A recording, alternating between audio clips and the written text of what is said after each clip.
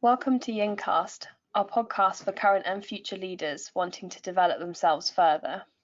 Every month, the Alembic team discuss and share their thoughts on issues and topics that are common in the workplace.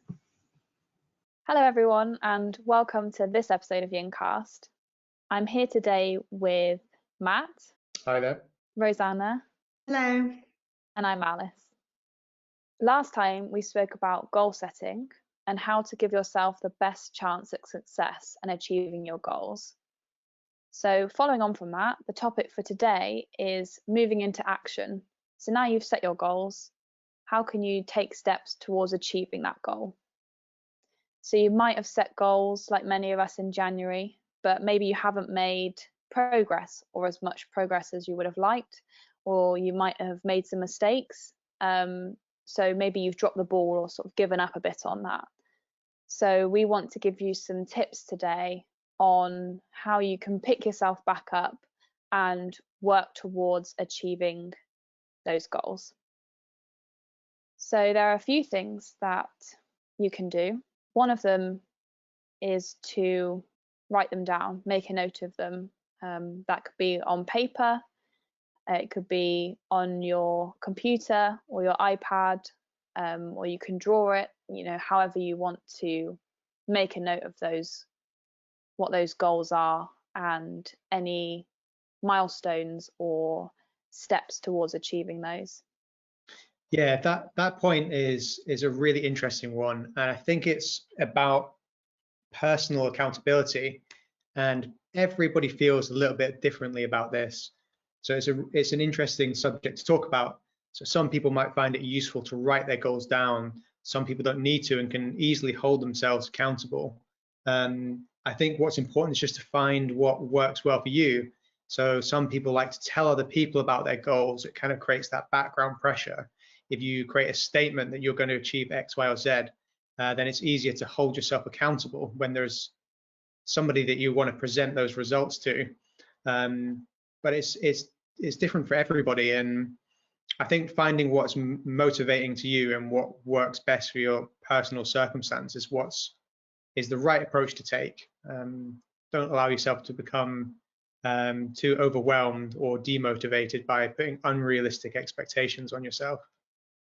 Yeah, I completely agree. Part of the SMART goal setting is about making it achievable, but sometimes you can often think it's achievable and then you get into it, and maybe it's at work and the projects, it turns out to be a bit bigger or a bit more complicated, or you just find it a bit harder than you might expect. And actually, I think having that check-in also helps with yourself to go, okay, what's actually, I can adjust it, I can make it what's going to work for me. And I think the process of telling somebody, just linking it back to that, helps you then just have a conversation about that. It's harder to do that on your own. And there's then a natural accountability, yes, but also somebody to come back and say, are you sure you're going to be able to do that?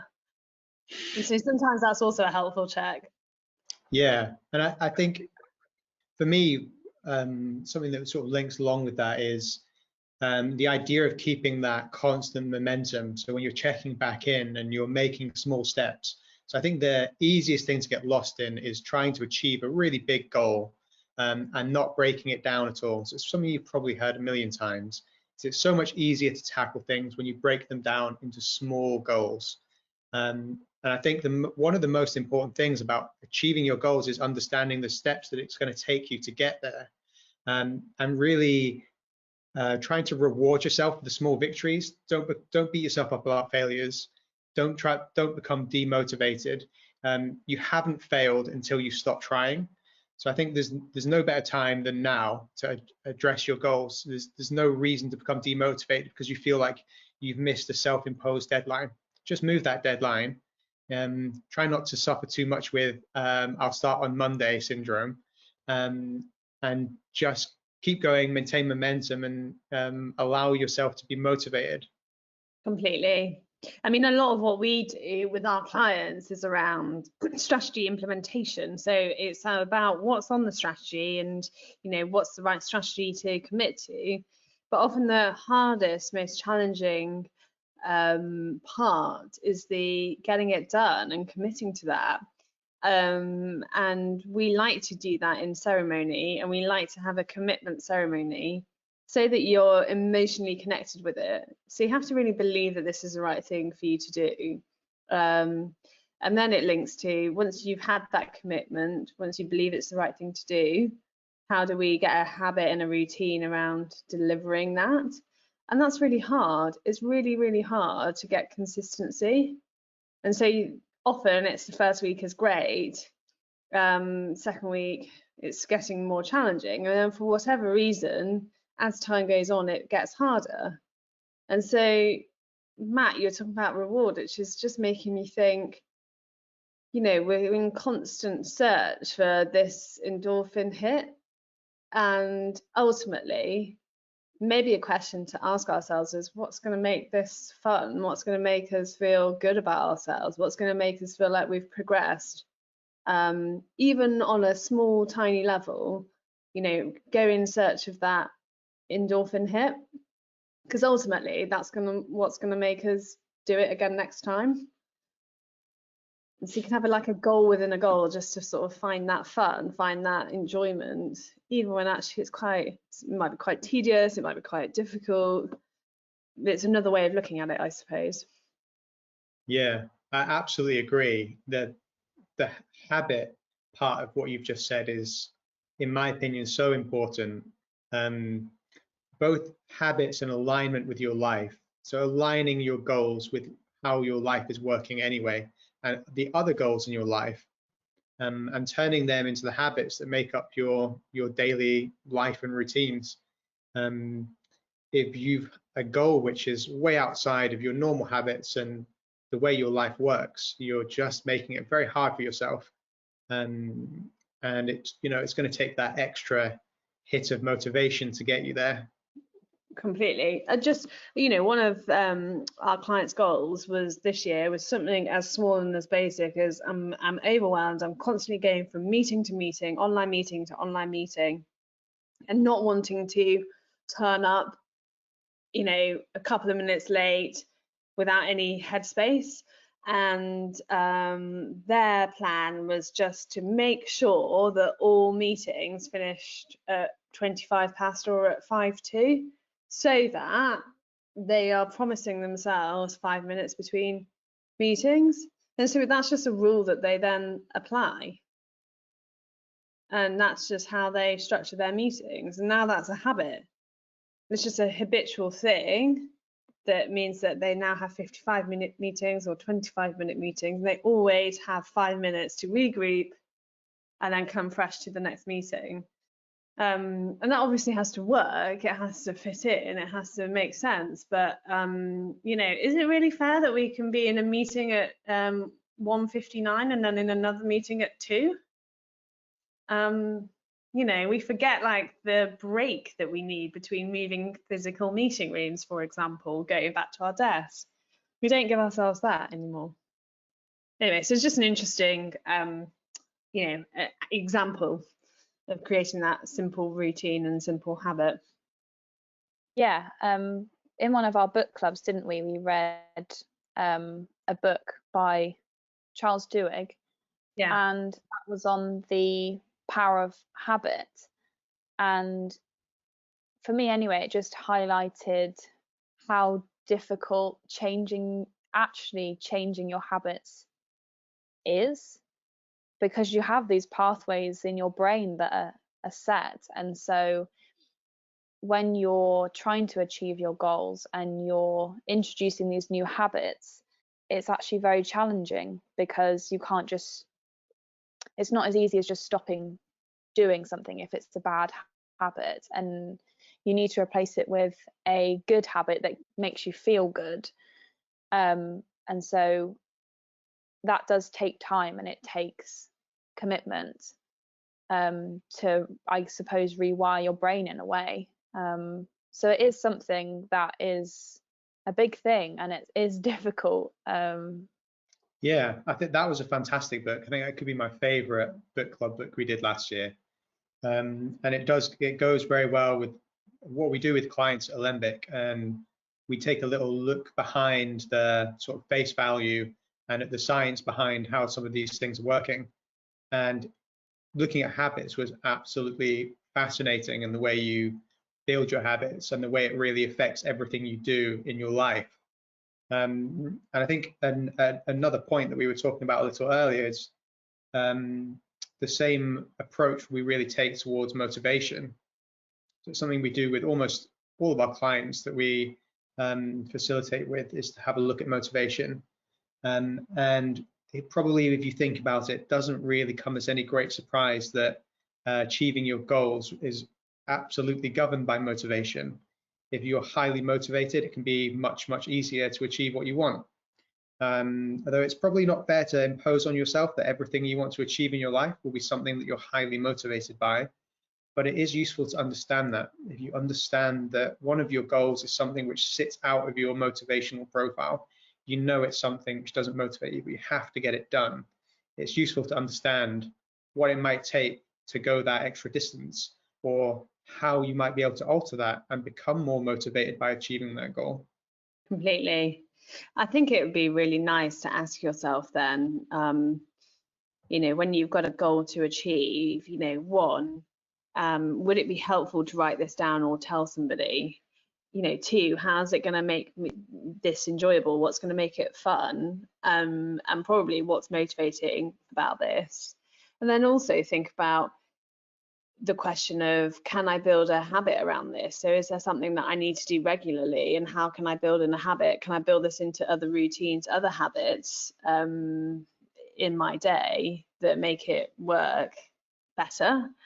And ultimately, what is going to be the thing that tells you you've got there? Because part of the how of achieving all of these things is sometimes you don't really know when you've achieved it as well. So what's going to be your signal that you've done a great job, and how are you going to know? Is somebody else going to tell you? Is there a clear metric, or is it just going to be a sense that you have? And I think, going through those questions might give you more of a picture on how to address, how to make a change, how to achieve the goal. I think that's a really important point. It always amazes me when we ask people, how are you going to know when you've been successful? Many people can't answer that question, and it's very hard to reward yourself if you've an ever-moving point of success. I think as well, just quickly, another point that discussion kind of flagged up for me is that when we're talking to clients, one of the pain questions that we sometimes use is, what would happen if you did nothing? You just stayed as you were. And so maybe another question that you could ask yourself is, if I do nothing, if I don't try and achieve this goal and make the steps towards this goal, then what will that mean? And that might be another way that helps you to take that step forward into action, because then you can see the alternative of if you don't do it, and if you do it, what the other side of that might look like. Yeah, such a powerful question, that one. So I think that a lot of what we've spoken about in this episode links nicely to our one-page plan tool, which we talked about in the last episode. But in this episode, it's more about the how. So last time we spoke about goal setting and where you are now and where you want to be. And now moving into action, we're moving into the how.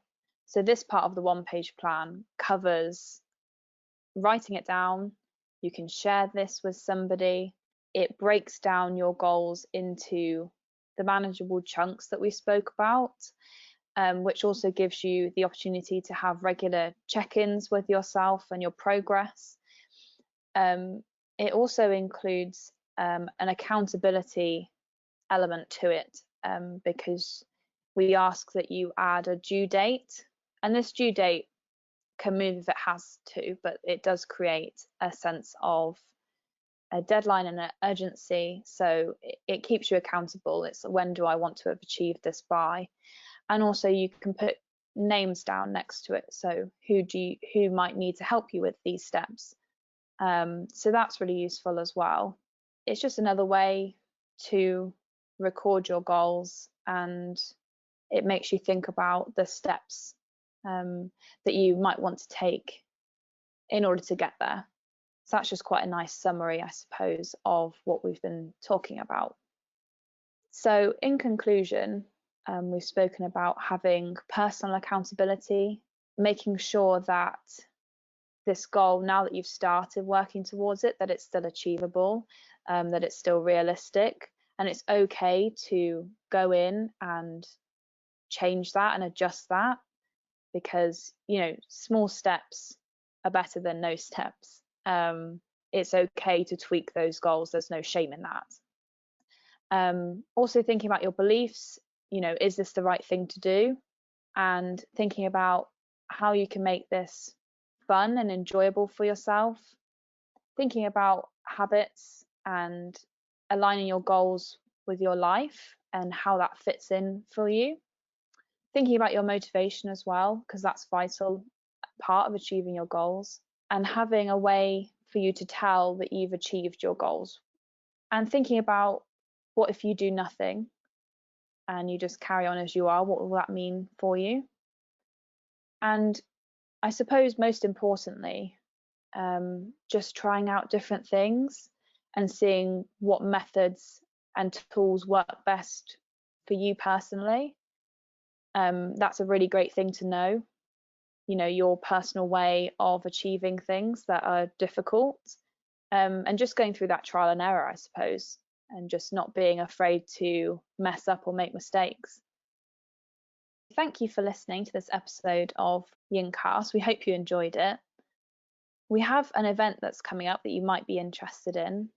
Our next Strategy Cafe is taking place on the 25th of February at 8:30 a.m.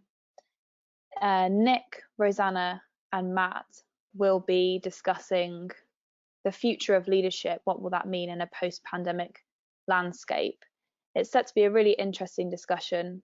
It's free, and there will be a chat function where you can get involved in the discussion and ask any questions live that you may have.